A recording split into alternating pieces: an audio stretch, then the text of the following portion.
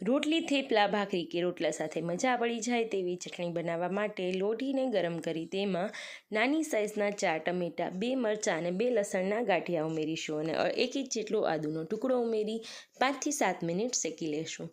શેકાઈ જાય ત્યારબાદ લસણ ફોલી, મરચાંમાંથી બી કાઢી, ટમેટાની છાલ ઉતારી અને થોડી એવી કોથમીર લઈશું. આદુના પણ નાના ટુકડા કરી એક મિક્સિંગ બાઉલમાં ઉમેરી સારી રીતે તેને ક્રશ કરીશું. આ ચટણીને આખી પાકી જ રાખવાની છે, વધારે ઢીલું નથી કરવાનું.